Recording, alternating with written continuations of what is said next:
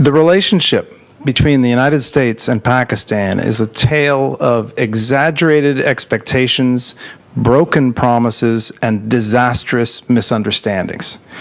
That's how our guest today, Hussain Haqqani, opens his new book, Magnificent Delusions, United States, Pakistan, and the Global Jihad.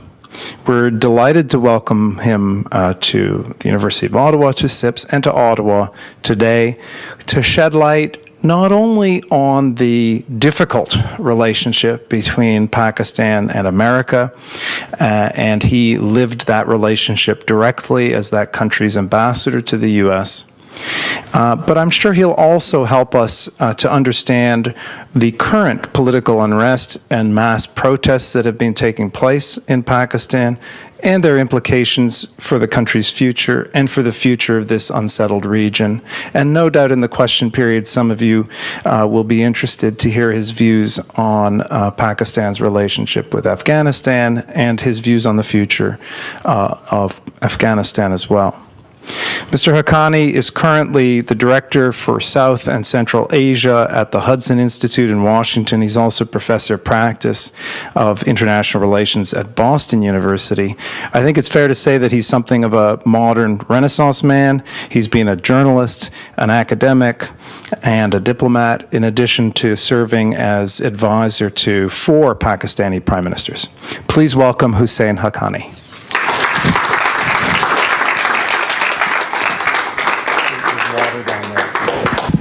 Thank you very much for that kind introduction, and ladies and gentlemen, it's a pleasure coming and speaking to you here in Ottawa. I have not been to Ottawa in such a long time that I was wondering whether somebody here even remembers me anymore. And then I run into one of my oldest friends right in the front of the audience, so obviously forgotten but not completely written off.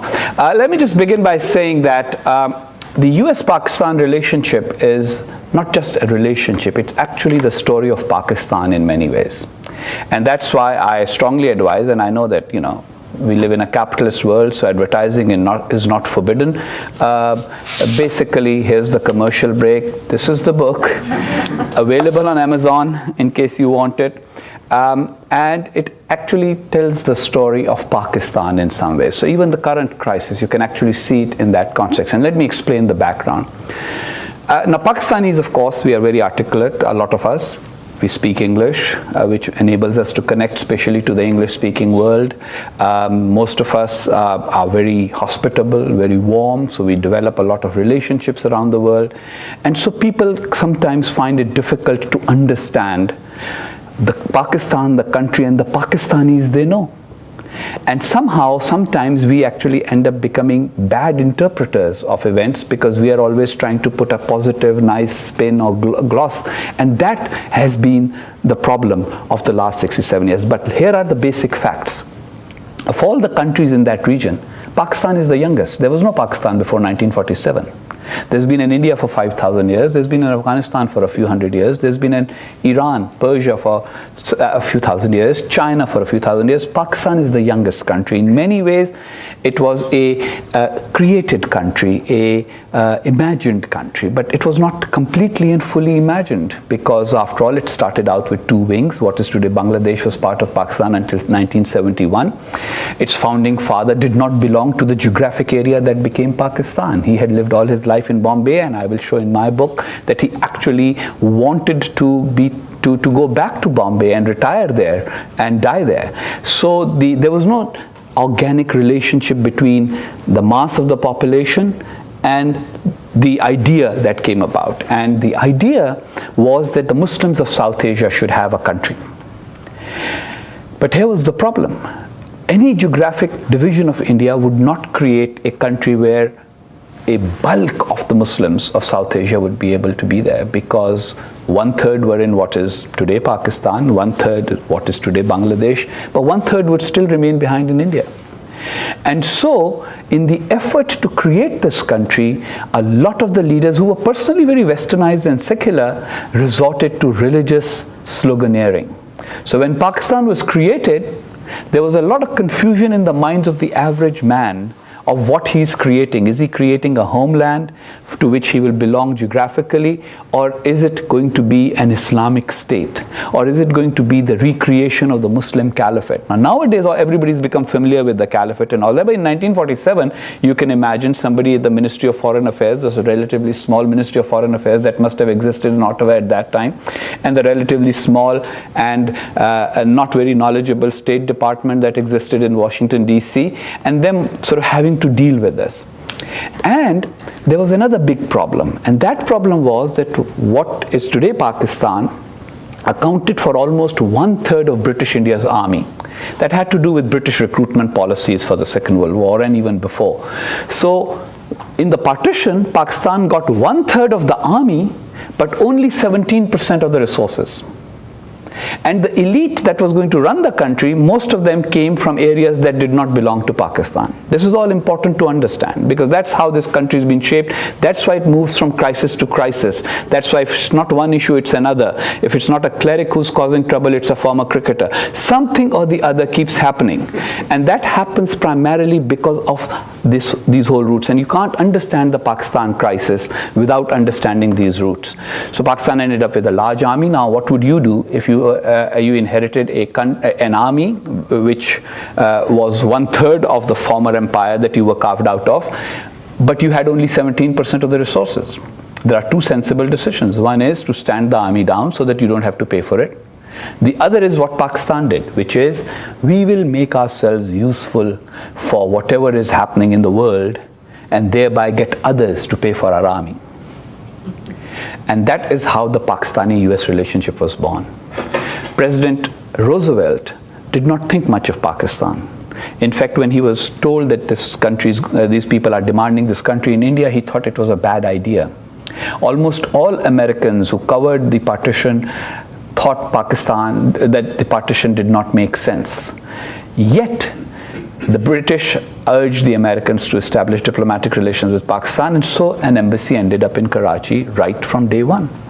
But the internal American evaluation of the post-independence of South Asia scenario was, India is going to be our natural ally.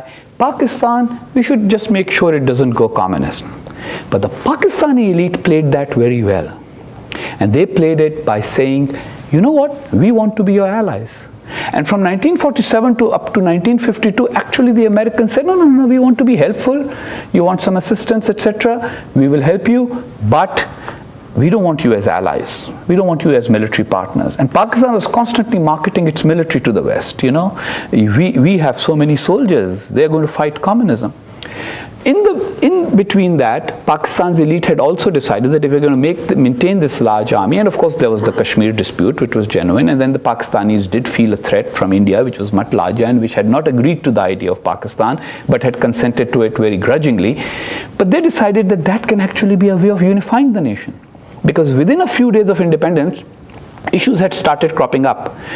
What was then East Pakistan was the numerical majority of the new country. And their language was Bengali. But the elite that was going to govern the country, their language was Urdu. Ironically, even in West Pakistan, Urdu was the mother tongue of only 2% of the people, according to the 1951 census. Yet they decided to make Urdu the national language. So there were riots in East Pakistan within 6 months of independence over language. And since then, it has always been a problem. Is Pakistan going to be a multi-ethnic state, even multi-religious? Even on that side, what was the original conception of the scheme of partition? What is today Pakistan would have had 23% non-Muslims, Hindus and Sikhs. But nobody anticipated the riots at the time of partition. So when the riots occurred and everybody got insecure, and then of course there was a serious effort by hardline religious elements in Indian Punjab, as well as in Pakistan. So Indian Punjab became cleansed of Muslims, and what is today Pakistan, West Pakistan, ended up becoming cleansed of Hindus and Sikhs. There are no Hindus and Sikhs in Pakistan of any significance. Instead of 23% minorities, Pakistan's minorities now are only 3%. Pakistan is a 97% Muslim country. So all of this provided the context. The Americans decided initially that this is not their business. Pakistan wants to fight a war in Kashmir against India, not our business, we just need to make sure they don't fight. And they were courting India while being engaged with Pakistan. But the Pakistani charm was working even in Karachi at that time. The Prime Minister used to invite even second secretaries from the American embassy. Now, I don't know how many of you are diplomats, have some diplomatic background, or know about diplomacy enough, or have watched television shows about diplomacy to know the second secretary is like really the poor, lowest rung of the totem pole. The poor second secretary, nobody pays attention to anywhere. You know, they usually carry the ambassador's bag. If the ambassador is a mean guy, if he's a nice guy, they walk behind him 2 steps, right? and so when these second secretaries were being invited by the Prime Minister, who used to play drums in jazz sessions, they all wrote back glowing reports on behalf of the ambassador, because the ambassadors seldom write stuff, you know, unless, so they're writing a book, which is available on Amazon.com. Did I tell you that? So they wrote these glowing reports about this country's, like, they love America. They want us. But what was going on was that the country was virtually bankrupt, had no money.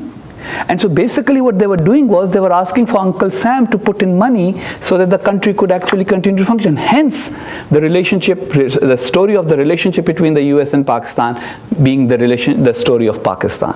Because Pakistan's first request to America for aid was $2 billion in 1947. $2 billion, 1947. The Americans gave $10 million. So you can see the difference between the expectation and the reality.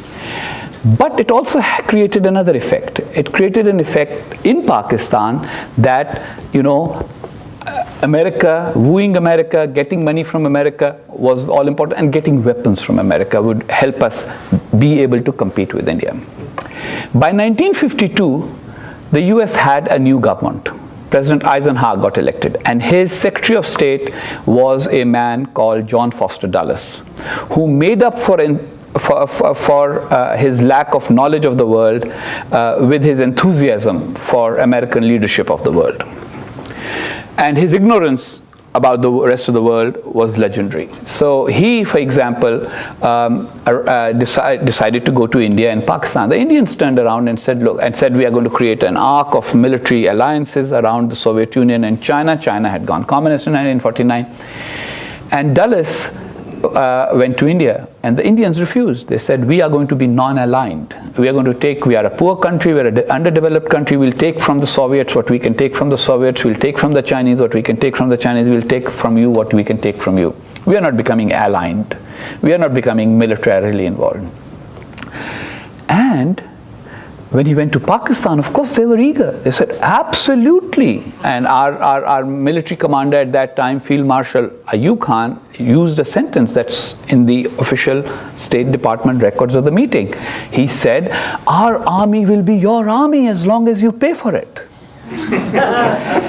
And Dulles, totally, you know, unmindful of what the Pakistan army's role was likely to be at home or in the region or towards India, etc. He said, those Indians, they don't care about fighting communism, but the Pakistanis do. And he came back with his enthusiasm, coupled with his ignorance.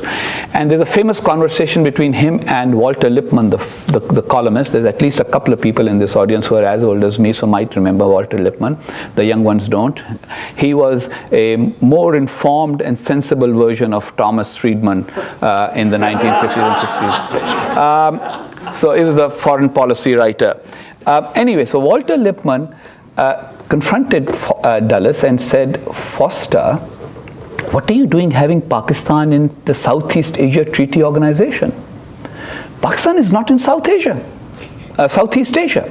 I mean, it's Vietnam, etc. The distance from Pakistan, even East Pakistan is only at the fringe of it. So why are you including Pakistan? The army is all based in West Pakistan.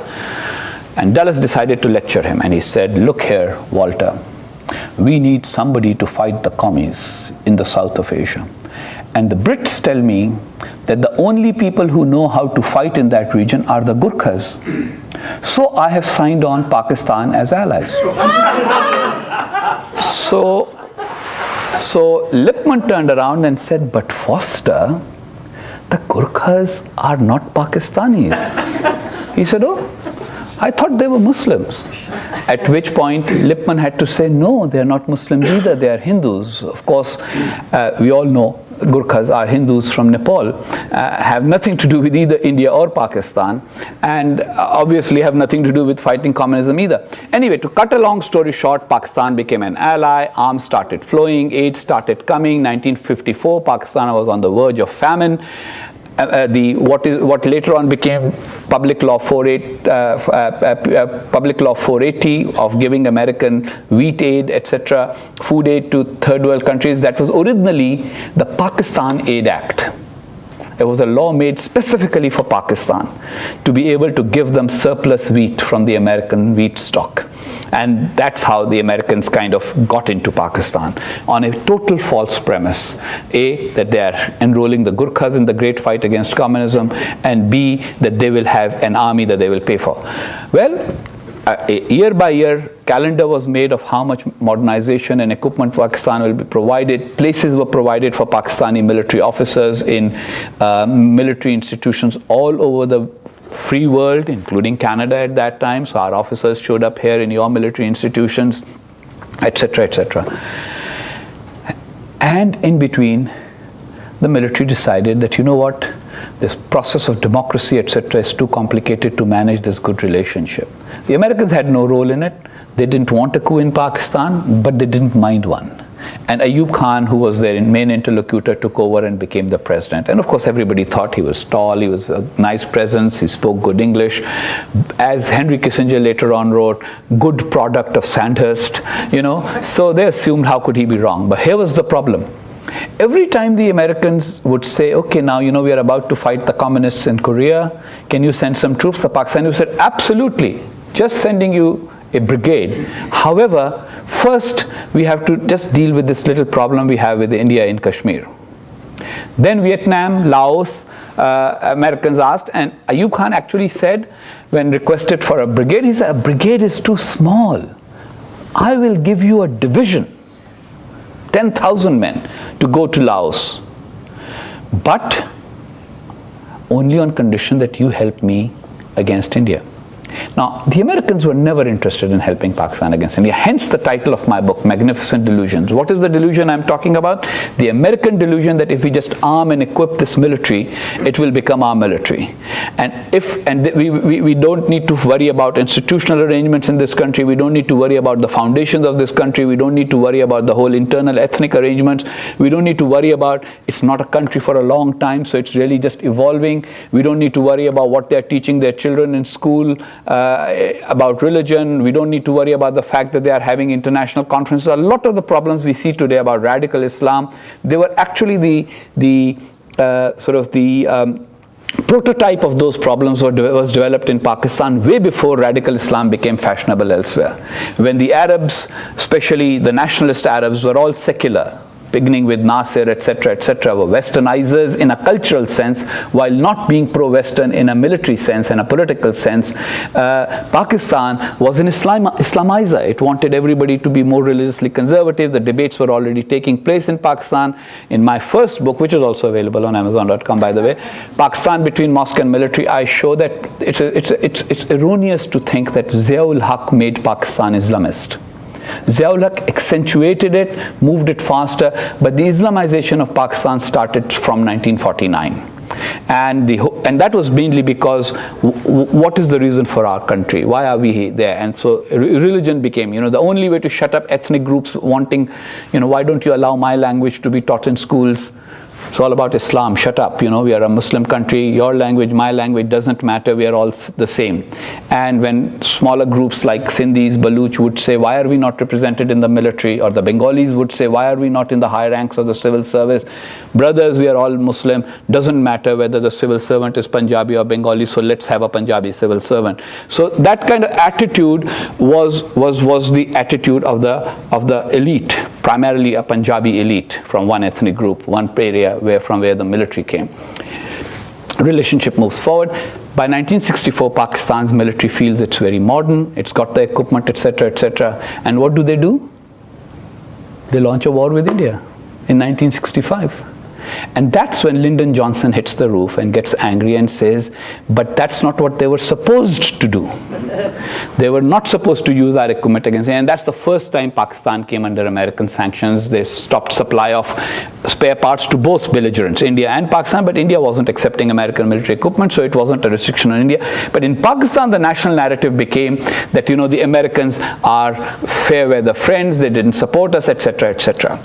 And then, of course, we know about the 1971 war, you know, when Pakistan broke up, the Bangladeshis, East Bengalis finally got fed up of being dominated, wanted freedom. Richard Nixon tilted towards Pakistan because he wanted to pay back the new Pakistani military dictator, Yahya Khan. And there's an episode in the book where Nixon actually, because I went to the Nixon library, I heard all the tapes, Nixon actually told Henry Kissinger, these guys are committing suicide. The country's going to break up. But you know what? Yahya Khan is my friend, so I'm going to support him. Which is a very strange and wrong way of making foreign policy. It raises Pakistan's hopes that the Americans are going to come and help us in fighting our own population. But you're just doing it because he helped you reach out to China. The only time when there was really effective and serious cooperation was in the war against the Soviets in Afghanistan. But there, again, Pakistan was the proxy. They helped create the jihad. No American physically went into Afghanistan because they didn't want to run into the situation where they would actually be taken prisoner by the Soviets, and that could become a whole problem. So they wanted to, for deniability's sake, they did it all out of Pakistan. Americans thought they were fighting Charlie Wilson's war. I'm sure people have seen the movie or read the book. But I point out that it wasn't Charlie Wilson's war for Pakistan. It was Ziaul Haq's war. What he was trying to do was, his obsession and focus on India required that we focus on, make sure that Afghanistan does not become a friend or ally of India. And then, of course, the Soviets left, Americans left the region. Pakistani narrative, partly true, is that the Americans left, so what could we do? There were all these armed people from all over the world who had come. Although there were options that Pakistan could have pursued, which I have argued for when I was in Pakistan while serving there, and you know, in things like supporting the Taliban was not necessary. But it was all connected to what I call the Pakistani paradigm. The Pakistani paradigm is, Islam is our national unifier, India is our permanent enemy, and America must support us to be able to, it basically is the underwriter of our economy and our military. That has had really stunting consequences for Pakistan. So I'm waiting for questions and answers because I don't want to give a very long lecture. I think I am almost close to the time that I'm supposed to stop talking. I'll expect questions on current situation and I'll connect the dots for you. A lot of Pakistan's dysfunction, and the dysfunction is apparent. In 1947, what is today Pakistan had a literacy rate of 16%, 1/6. What is today India had a literacy rate of 18%, 2% difference. Today, what is today the remainder of India after partition, it has a literacy rate of 75%. Pakistan's literacy rate is 55%. The 2% has become a 20% difference. 1/3 of school-going age children of Pakistan don't go to any kind of school. Not madrasa, not any school. 1/3 of a very young population. Median age is 21. Half the population is below the age of 21. The national narrative is all about global conspiracies against Islam, etc. So we have the vice chancellor of Pakistan's largest university, Punjab University, is a physicist by the name of Dr. Mujahid Kamran. Google him. He got a PhD in physics from Edinburgh University. He also got a Fulbright in physics to come to America at one point. So he was, I think, in one of the universities in Georgia. But guess what? As vice chancellor, he's written a book last year which on the one hand says that 9/11 was an American inside job to find an excuse to be able to attack Muslim countries. Conspiracy theory that you find on the web considerably, but he says something else, which from a physicist you don't expect because it's something that's a physically verifiable thing, and anybody who's been brought up on an empirical education would argue that, okay, I should need to check it. And I'll tell you the story as soon as I've told you what he claims. He claims that the West is controlled by a cabal of bankers, which you know is a phrase from Mein Kampf, a reference to Jews. And he says it's controlled by a cabal of bankers who implant microchips in the heads of leaders especially in the third world and the Muslim world, and manipulate those leaders with those microchips. As an unabashedly pro-Western, pro-American, Pakistani political figure, I actually volunteered and said, this head is available for a physical experimentation. Find the damned microchip, take it out, it'll make you happy, and it'll probably free me of this illness of wanting Pakistan to change. And of course, there was no reason, it's totally fabricated, so for a PhD. But what worries me more is not that he said it. There are crazies in academia all over the world. Nobody laughed at that. Everybody takes it all very seriously. We know. But once he had said that, I mean, if it was a top university vice chancellor or president here, his children would go to him and say, Dad, you need to see a psychiatrist. This man has not been removed from his position. He's still heading the country's largest university. So that shows you something about Pakistan's national discourse, which doesn't always come out when you see day-to-day reporting. You see the conflict part, you see the war part. So here's what I will summarize. The US-Pakistan relationship is why I call it a magnificent delusion, the American delusion that if we just put in money, and now by now America has put in $40 billion in economic and military assistance in Pakistan since 1948. 40. The rest of you, Canada, Europe, Britain, have also poured in amounts which would probably total about 15 billion. So that's about $55 billion in foreign assistance in a 66-year period. Compare that with something like South Korea, where the American assistance was no more than $15 billion, or Taiwan, where it was about $10 billion. Look at them, how that 10 billion became a catalyst for a self-sustaining large economy with great foreign exchange reserves, etc. South Korea, a major economic powerhouse. Why couldn't Pakistan do it? And here's what I say. I say that the Americans were deluded that without getting Pakistan to change or give up on its policies, especially in relation to India, in relation to its own national identity, in relation to Afghanistan, just by being big donors, they will be able to change Pakistan and buy influence. I think that was a delusion. And Pakistan never gave a single troop for any of the anti-communist wars that the Americans engaged in, the minor wars that were fought, no major one with the Soviet Union, of course. Pakistan remained singularly focused on India. All American military equipment ended up being used. The military became disproportionately powerful in Pakistan as a result of this. Imagine a scenario in which America had decided Dulles had not been the foreign secretary, Secretary of State, and Dean Acheson's worldview had prevailed. Acheson was Truman's Secretary of State. And they would have said, okay, if India doesn't want to become our ally, we don't want Pakistan as an ally either. We don't need an ally in that region, we'll have friends, not allies. We don't really need to go into that theater because these guys have a problem and we don't want to become the support. Would the Pakistani military have been able to sustain this eternal conflict with India? Because obviously it had no money, it had no weapons. Even now, they want to come back to Uncle Sam every 2 years after abusing Uncle Sam because Uncle pays the bills. And India's economy now, of course, is kind of slowly, the wheels are turning, it's moving faster. So now they have money to buy stuff. So India plans to buy defense equipment of $200 billion over the next 5 years.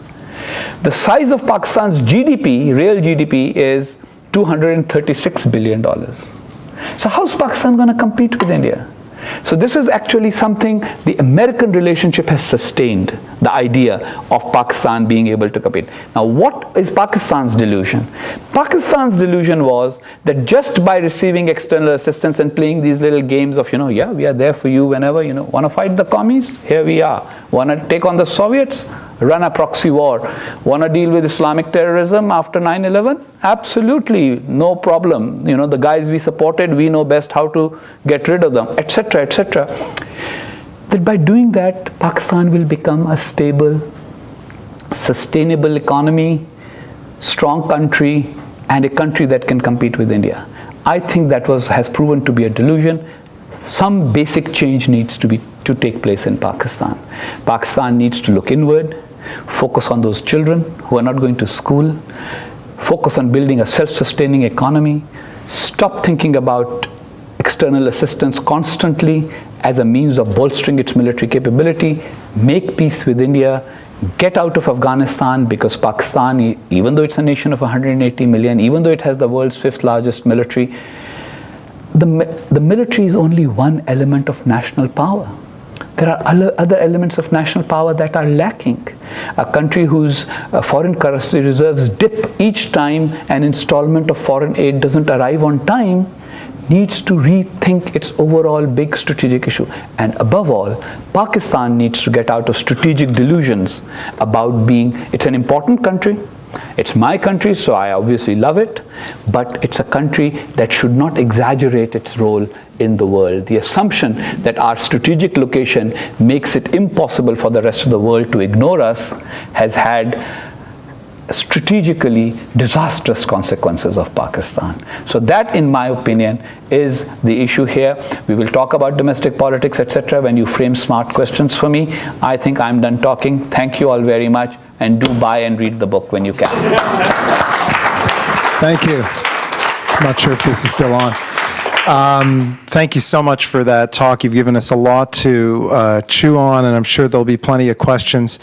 I'd just like to restate our house rules regarding questions, which are: please identify yourself, please keep your question or comment brief, no long speeches, please, and please use the microphone. Rob will come over and give you the microphone so that we can record, have the entire session recorded. And who would like to kick off the questioning? Ferry? Do I need a microphone? Yeah, please. Thank you, Hussain, for a fabulous presentation with all the humor that we've all known that you own and possess. In terms of conspiracy theory, I can vouch for what you said, because I arrived in Islamabad the day before Osama bin Laden was taken out, and every Pakistani asked me how I did it. And I said, very simple, and I pulled my BlackBerry and I said, plus 99 seals, piece of cake. And they believed me, so I'm with you. I hope your and my BlackBerry contacts were not on that particular BlackBerry. The delusion also, in terms that you haven't addressed, is the one on economic development. And is there any reality in saying that although India managed to develop better through land reform, Pakistan failed completely on that score, and why? First of all, here's been the problem.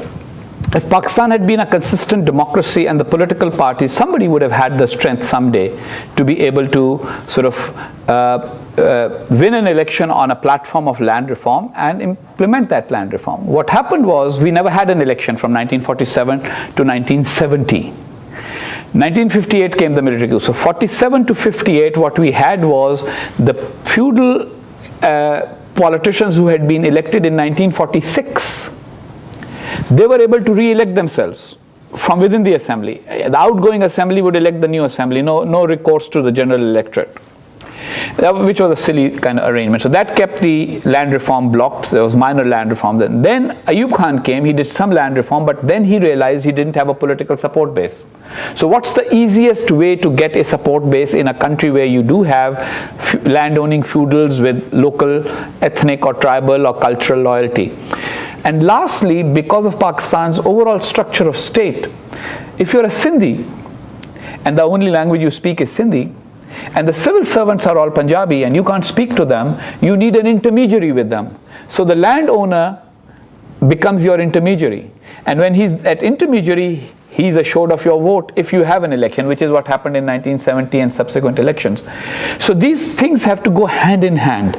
Political reform, consistency of democracy, and land reform. The military can't do land reform because the military ends up needing those very feudals to create its facade of political success. The good thing is that Pakistan, it could be a good, it could be a bad thing, but I think it's a good thing. Pakistan now is much more urbanized. So in political terms, if Pakistan remains a democracy and we can have 2-3 consistent elections, as Samuel Huntington pointed out, that democracy needs at least 2 or 3 successive sort of political changes through the democratic process. If we can have that, we may actually have a politician who can go to the people and say, you know what, I am going to implement land reform, vote for my party. and vote for me. And that may be the way to do it, because the ones who own the land aren't going to do the land reform. So that was one of the reasons. And the other side is that the military, with all the talk, the military uses the argument of land reform when it deposes the politicians, as Musharraf did, you might remember. And then you might remember also that I told you Musharraf won't be able to implement it, and he didn't, because within 2 to 3 years he realized, oops, I don't have a political support base. What's the easiest way? He calls all the tribal and the feudal chiefs and says, support me, and creates a support base out of them. And so then he postpones and puts off the reform. And it's not just the land reform. I mean, it's also many other things. The education is directly connected. Look, unless you have...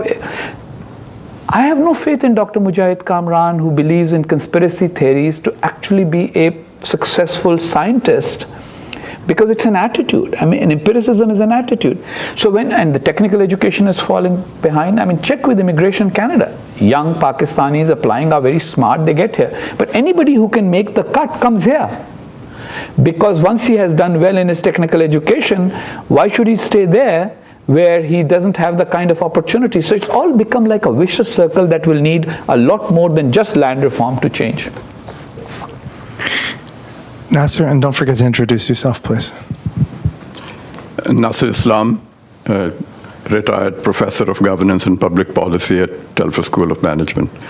Ambassador Haqqani, you've been through a long journey into the byways and secret passages of Pakistan's corridors of power. You've been through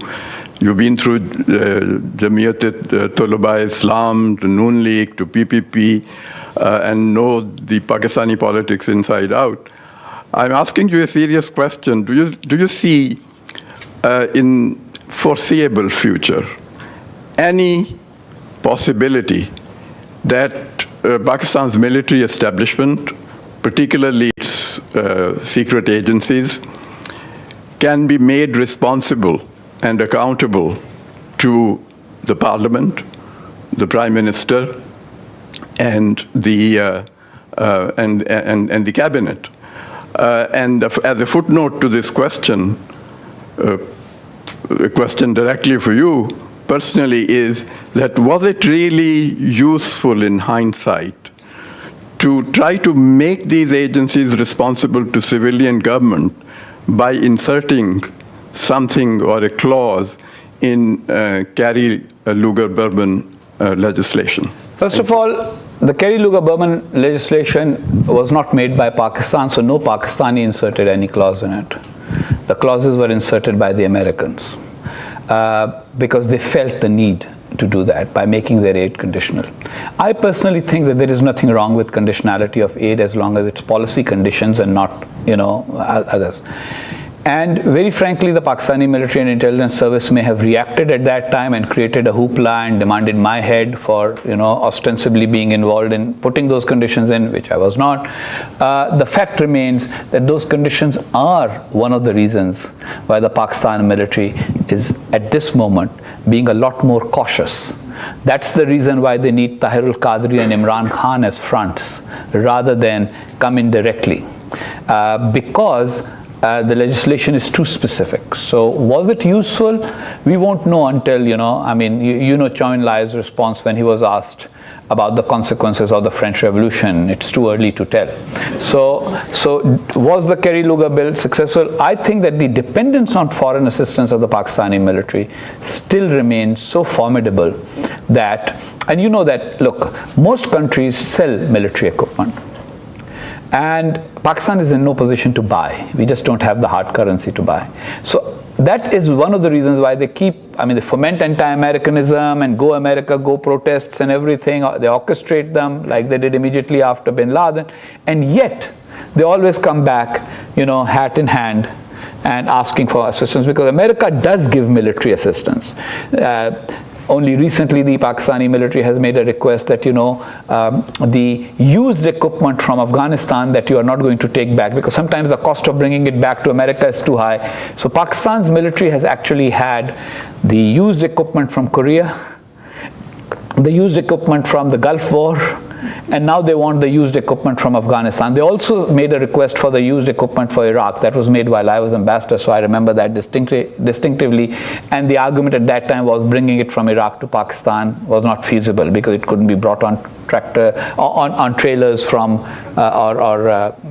containers from Iraq through Iran into Pakistan. So that's my answer to that part. Will they relinquish? No, they won't. They don't want to.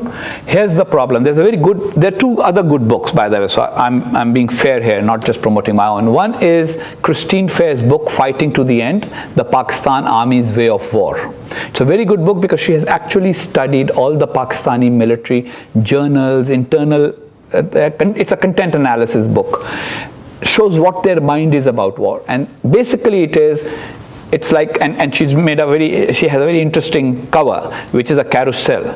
So the general sitting on a carousel. They just won't give up. Like 1971 wasn't a big defeat. East Pakistan would have gone anyway. They've never actually analyzed their own defeat and accepted that maybe competing with and fighting India is not really Pakistan's way forward. So that's on the domestic front. The other book is a book by Aqil Shah, who has written a very good book called Democracy and the Military, or Politics and the Military. I can't remember the exact title, but in it he analyzes how in the National Defense University, etc., the Pakistani military spent something like 65% of its time discussing non-military matters, because they have convinced themselves that they are the only force and only institution that keeps Pakistan together.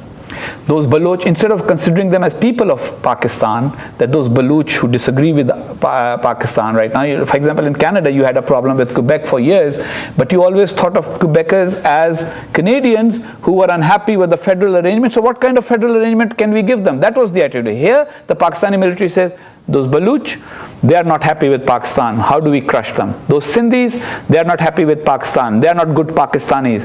That Pakistani ambassador to Washington, idiot, has now changed his mind and he has new ideas about us. How do we get rid of him? This prime minister, he wants peace with India. He must be a traitor. That mindset will take a very long time to end. So the expectation that they will do it voluntarily is not going to happen. It's going to be force of circumstance and fiat of politics or economics that will make them change. There's a couple more questions. Hands, I see the woman at the back, and then we'll come up to the front.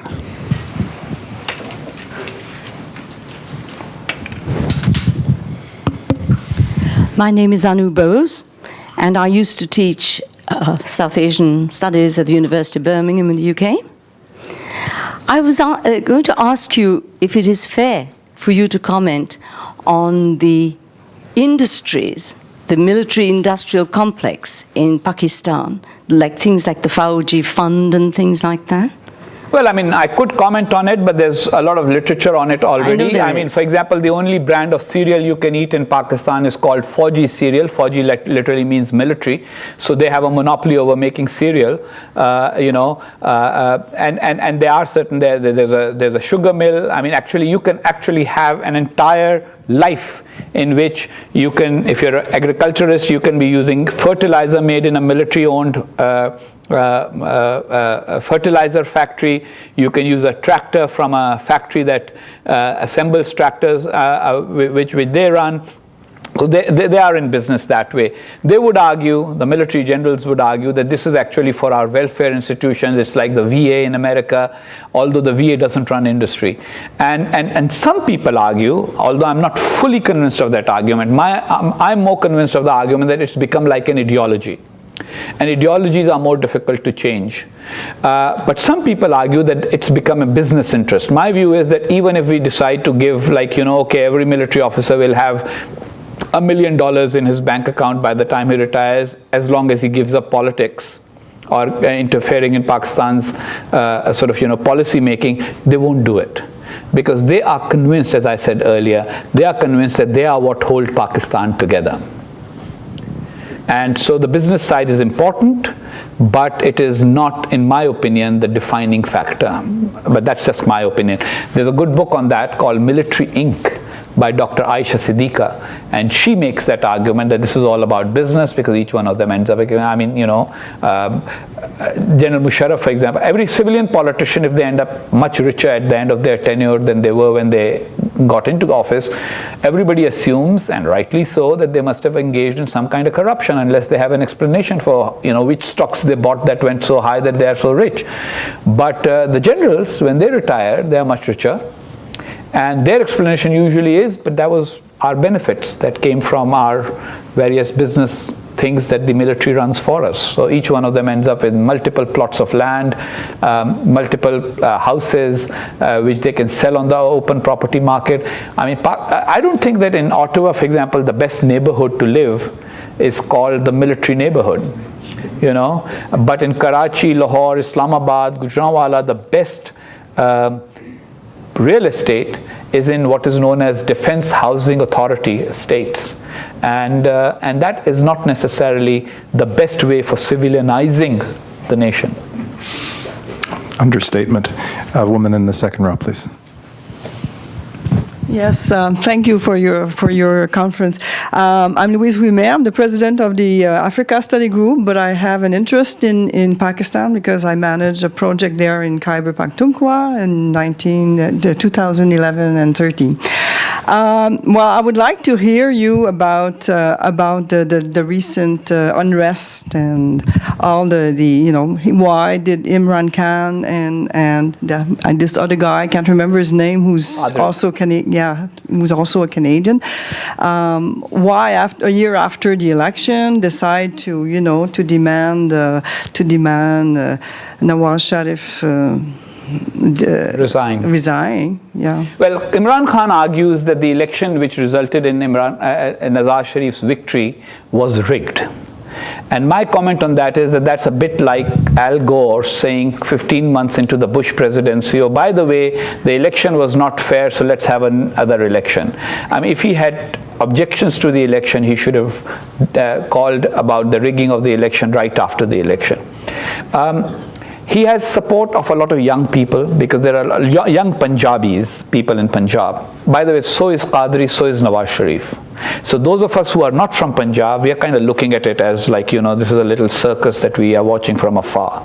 We have other issues to worry about. We are worried about our bread and butter issues and the rights of our different ethnic groups, etc. in a federal Pakistan. But these guys are fighting, and there's lots of evidence that Imran and Tahir al-Qadri have been egged on or winked and nodded at by some elements in the Pakistani security establishment. They are unhappy with Nawaz Sharif over three things. Sharif has decided that Pakistan is not going to play any further role in Afghanistan's internal politics. They do not agree with that. They still think that when the Americans leave, to prevent Afghanistan from becoming an American ally, Pakistan should back somebody there. And their candidates are the Haqqani network, no relationship, the Haqqani network and the Taliban still. And Sharif's attempt to try and stop that is looked upon by the military as an attempt to limit their strategic options. Second, Sharif is really keen on opening trade with India. When he went to Modi's inauguration, everybody in the world welcomed it except the Pakistani military and the civilians in Pakistan who are now known as the they are known as the Pakistani nationalist or ultra-nationalist elements, who said Sharif should not have gone there without raising Kashmir. Now the problem is that if you go to India and raise Kashmir, then the Indians won't talk to you. And for him, it's more important to have trade. He's a businessman. Okay, he probably has some personal business interests also, because the things he wants to open are steel and sugar trade, both of which are his businesses. But fair enough, but Pakistan as a country will also benefit. There's no point in us having a steel surplus if we can't sell it to anybody. And anybody who's been in the steel business will tell you that the easiest thing to do is a relatively closer market, because you can load it on wagons and you can send it across. It's the price efficiency is there. So he wants trade to open with India, and the military does not. The military argues, and I used to have a lot of arguments as ambassador. I had a lot of arguments anyway. I kept it all in good humor, but Ferry will tell you, I probably ended up having lots of arguments with the generals when I was serving as ambassador. I don't know how they tolerated me for 3.5 years. In the end, they didn't tolerate me, but I'm always surprised at, because I always used to wait every Friday that, today the cable will come, you're fired, but they never got me fired early enough. I think it was the support of the civilian government. President Zardari and Prime Minister Gilani stood by me. But I used to have arguments with them, and they couldn't understand the economic argument, because I guess as a military officer, you're not trained to understand the economic argument. They never understood. They said, why can't we trade with America? Why can't we trade with... And I said, most countries that prosper, a significant amount of their trade is with their neighbors. So Pakistan has nothing to sell of significance to Iran. We don't want to do it to Afghanistan because they didn't have the purchasing power before. The country that has the money to buy our products is India. And then there's so much cultural compatibility and language compatibility that it's a natural market. So for example, Indian women wear Pakistani style clothes as well. And so we could export those. But they didn't understand this. So they didn't want it. And the third thing Nawaz Sharif did wrong from their point of view was he decided to put Musharraf on trial. And the Pakistani military's worldview, a general never is to be put on trial by the civilians. They never allowed the people who were responsible for massacres in East Pakistan in 1971, they never allowed them to be put on trial. They never allowed the people to be put on trial who were responsible for making IJI and diverting government funds for political purposes in 1988 against Benazir Bhutto in 1990. Never. And they don't want Musharraf tried.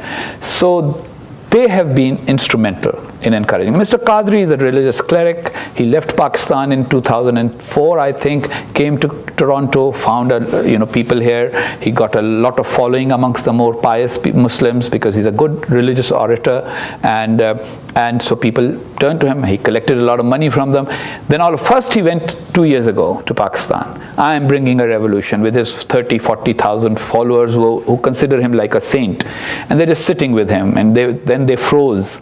And Zardari handled them very nicely, sort of, sent tea for everybody. The government party ended up showing up with food and tea for these demonstrators. So then they slowly and every time said, why are you sitting in the cold? Go home. And some of them went.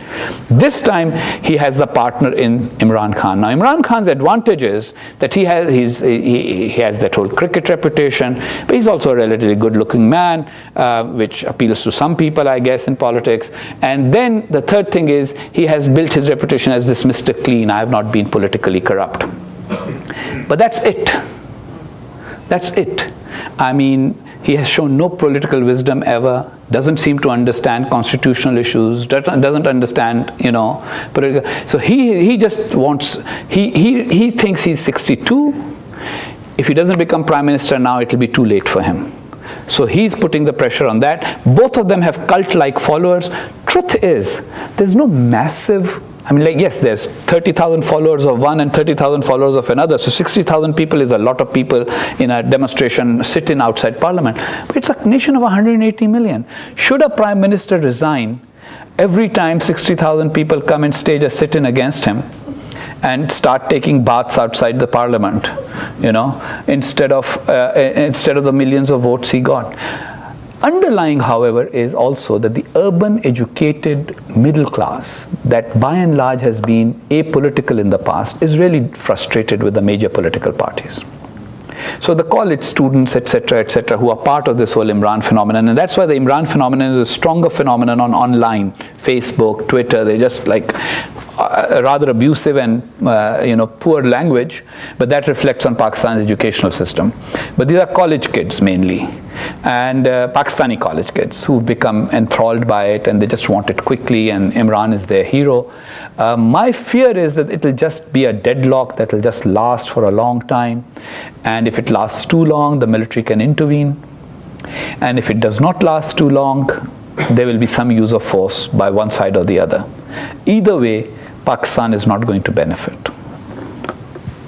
We have time for a few more questions. I'm going to take the liberty of asking one now, if you don't mind.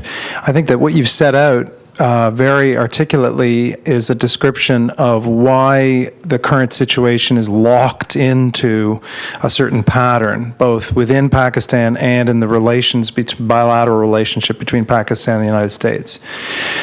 What is less clear is whether there's any prospect at all of breaking out of these patterns, both the diplomatic pattern and the internal political pattern. You suggested that there might be, broader economic, political conditions. Can you be more specific about what would be required? Well, what would be required is a more complex question, and maybe sometimes not giving prescriptions is a better way of doing it, because I always say that coming to America, I found that Americans always want to look at the world as a problem for them to solve. I always say, no, look at it as a situation for you to understand. So then, once you've understood, then we can all reflect on how to change things and all that. So we know what needs to be done. Pakistan needs to invest in education, etc. But how we will reach there? First, I think that the American trough, in which everybody's everybody's been snorting for a while, that trough, I think, is going to shut down anyway by circumstances, because the Kerry Lugab money is running out this year. I don't think Congress will renew it. I think bin Laden had a tremendous effect on America, which Pakistanis don't realize. Americans, the day after that, 2 days after that, I went to Congress. I was the ambassador at that time, and congressmen who were dear friends of mine said, Hussain, I hope you know your job has become 3 times, maybe 10 times more difficult, because now my constituents have turned against Pakistan. You've always heard about opinion polls in which 83% of Pakistanis say they don't like the US. Well, guess what? For the first time, 73% of Americans don't like Pakistan anymore either. And that makes it very difficult for America to continue to sort of send so much money to Pakistan and its military. So that will be one factor. India, second, India's rise. China, India. For the first time, the Chinese president is going to India without coming to Pakistan, because he wanted to come to Pakistan to keep the relationship sort of again. But Pakistan, because of the riots, they decided to cancel it. He's going instead to attend Modi's birthday party in his hometown. That is going to be a new entente that will make Pakistan, on the one hand, it will feed the paranoia about Pakistan being a constantly beleaguered state, which therefore needs to be a garrison, but it may also help create that opening where people like me will be heard, and people will say, no, this guy is not really a traitor. He's actually a relatively sensible man who, as a little kid, was in the Islamic groups, etc., has grown and he understands that this is just not feasible. And that may, and other people who probably have said it far longer than people, will be heard. So that option is there on the political side. Domestic politics is a little more complex. We really have no knights in shining armor. But my answer to that is, if you look back at political history of other countries, sometimes very ordinary wheeler-dealer politicians have delivered significant changes, and so that could happen. But I think most of these exogenous or external factors are going to be significant in case of Pakistan. The Americans turning back, unless the Americans start a new round of delusion, which they are perfectly capable of, with all respect and affection for them. But unless that happens, I think Pakistan's strategic chickens are now coming home to roost, and that may be the basis for change. There was a question in the back here, and then we'll go.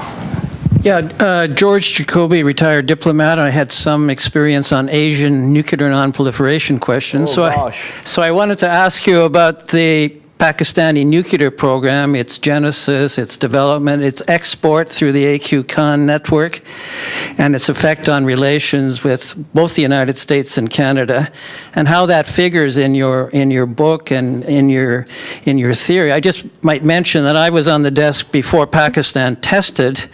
We were certainly concerned about the safety of the CANDU-based Canup nuclear reactor, and we allowed a little bit of nuclear safety assistance at the time.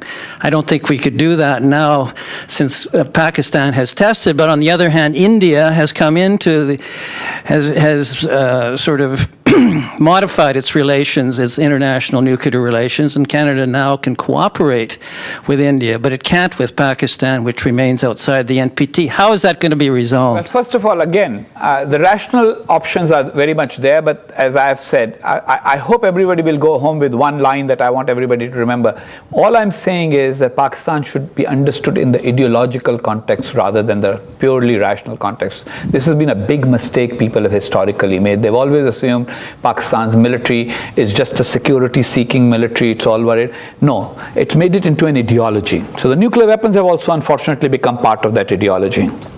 And so the ideological dimension is more difficult to check. The rational options, of course, are that Pakistan follows the Indian route, and we actually open ourselves to inspection, bring ourselves into some kind of restraint regime. We have nuclear weapons. We've tested them openly.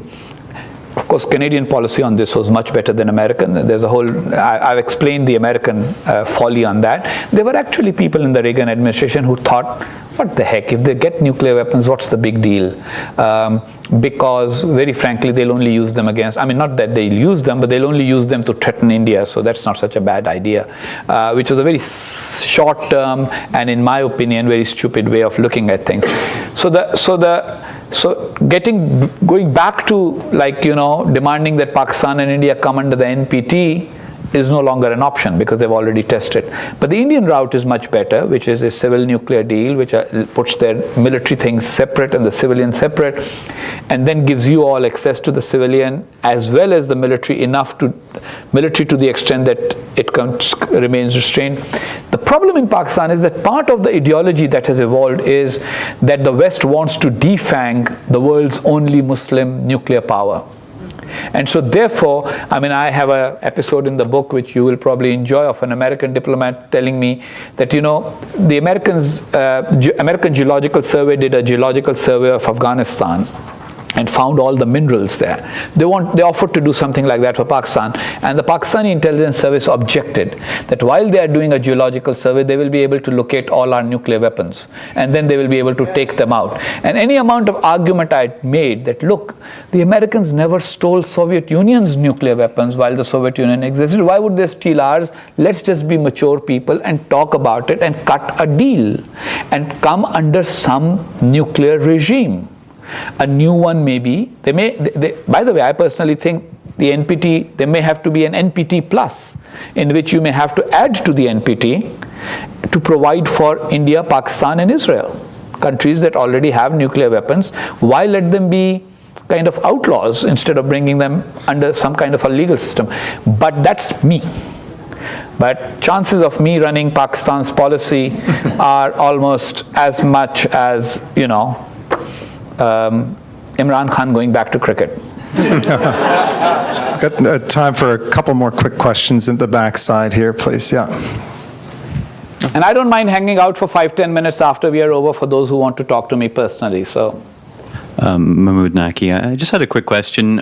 You've been an early adopter of Twitter. You have, you have 100,000 followers. I was wondering, is this your views on it? You share poetry on Saturdays and things like that. I was wondering your views on, is this a way of accessing new voices? Are these the same old voices? And what would be the best ways of using it to understand Pakistan better? Well, I mean, a lot of Pakistanis take to Twitter to express themselves, and so it's a means of getting to a lot of people. I just use it to express myself. I think my followers are divided, 1/3, 1/3, 1/3. I have Pakistani followers, 1/3, 1/3 Indian, and 1/3 in the rest of the world. And so I just express my opinions. If I were back in Pakistan, I'd be doing the same thing, hopefully on television if I was allowed on Pakistani TV. A lot of us are using Twitter and Facebook as a means of getting opinions which have become quote-unquote non-kosher opinions in Pakistan. You can't say certain things in Pakistan, like this thing I said about the nuclear thing. You know, I mean, it's like blasphemy in Pakistan, or saying that the blasphemy law should be revoked. That's also something you can't say anywhere. Or as I have done, started speaking out for the Ahmadis, who I think are Pakistani citizens who have really been marginalized and very unfairly treated. Look, you can have any opinion on religion. There are people in North America who don't consider Mormons Christians. There are Christians who don't consider them Christians. There are Catholics who don't consider Protestants Christians. But you can't make a law about it, let alone make a constitutional amendment that forbids them forever to, have any privileges or many privileges of citizenship. So those are arguments I use on Twitter. Good thing is somehow, even though I can be very, shall we say, I can talk long when I need to, Twitter trains me how to say the same things in 140 characters. Oh, that's quite a discipline. Last question over here, please. My name's Tamreez Khan, and I'm a fellow Pakistani. In all our discussions about Pakistan and its current and past history, it's always the military that we talk about, including today's discussion. But none of us really talk about the civilian aspect of the country and how much that has messed us up as well. And if we do talk about that, it's always in the context of the relationship of the civilian government with the military. But our civilian governments have also not exactly had the best or the clearest of past. And that continues to this day, as we've been recycling our leaders for the last 20 years or so. And, there's no new blood coming up, excluding Imran Khan. So, if you consider 62-year-old a new blood, yeah. Well, who's been in politics since 1997? Granted, so but he's not new blood either in age or in terms of his longevity in politics. I get your point. I mean, basically it's about the politicians and the civilians not being that great and all that, but I think I did allude to all of that. I did talk about it. The point is that the civilians have never had a free run. Never, never, never. Zulfikar Ali Bhutto, I demonstrated it in my first book, how many constraints he operated under from the military and the intelligence services. Benazir Bhutto, thrown out twice from government, not allowed to complete her term with a clear parliamentary majority after winning a vote of no confidence against her, defeating it. Evidence in the Supreme Court of Pakistan that that she was thrown out at the behest of the military. Evidence produced that the election was subsequently rigged. So my point is that yes, we have flawed political leaders, so does Canada. I mean, I've just come from Toronto. This is when you talk about structural flaws, then the individual's problems are important, but they're not the thing you talk about. If Pakistan had consistent elections, I will have no problem with Imran Khan winning the next election. If he allowed the next election to take place in a normal fashion, did not hobnob with the inter-services intelligence to undermine Pakistan's democratic order, did not conspire, he would be fine. And new blood you talk about, new blood normally comes through this situation. You elect a Rob Ford, and then you realize that you need to elect someone else. And that's how new blood comes in democracies. So when you do not allow the consistent process, I mean, India, they had families, this, that, but a guy who served tea at a tea stall is now their prime minister. How did that happen? That happened through the process. So those of us who emphasize the military are not trying to ignore and gloss over the flaws and weaknesses of our politicians. We are actually talking about the structural weakness which comes from the military, not just because of the civilians. Imagine a Pakistan in which, after creation of Pakistan in 1947, the election had been held, like in India, exactly when it was due, which was 1951. Imagine. So a set of people would have been elected. In 1955, there would have been a chance again to defeat some of them and elect somebody else.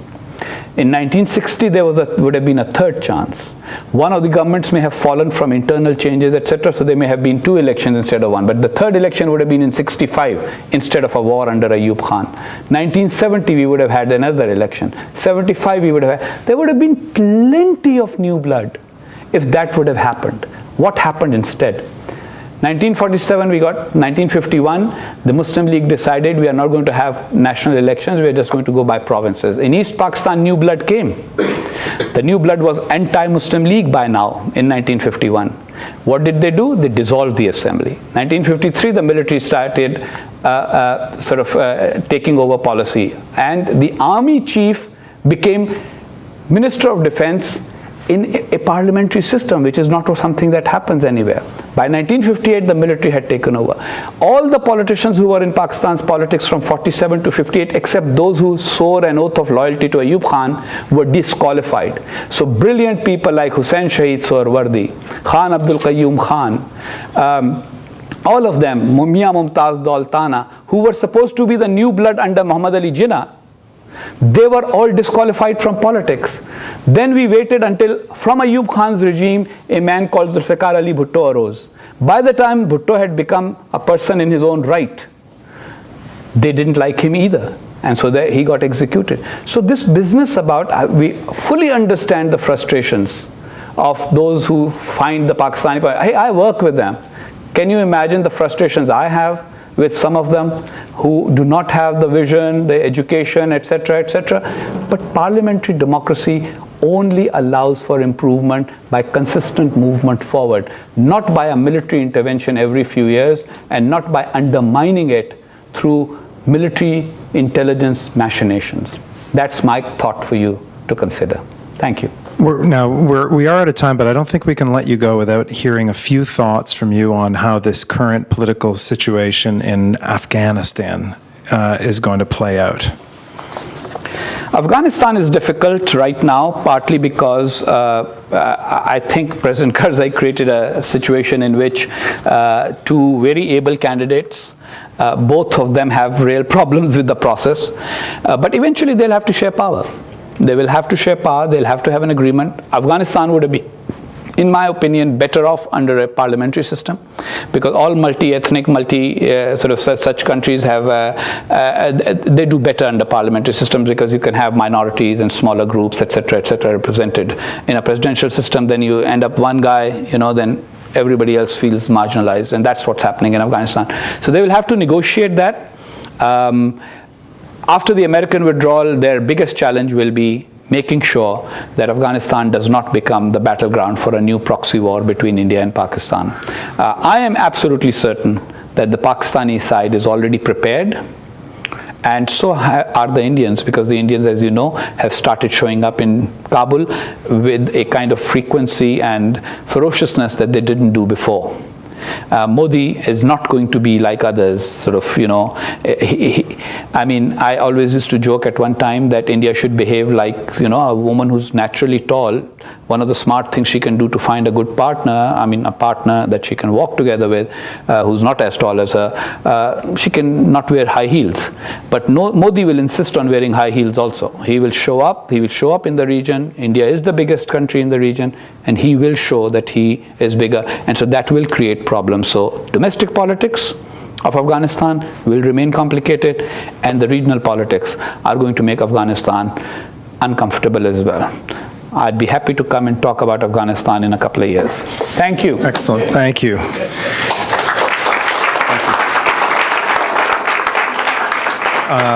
It's been a very enlightening session, and really, especially after hearing you today, I think that you picked the perfect title for your book, Magnificent Delusions. You've helped us to try to pick apart and understand some of these delusions, but like any interesting and very good talk, I think you've left us all thirsting for more, which is, as you said, a good reason to invite you back. So until then, let me take the opportunity on behalf of everyone here to thank you very much for coming to Ottawa, for coming to the University of Ottawa, for giving this talk at the Centre for International Policy Studies. Thank you very much. Okay.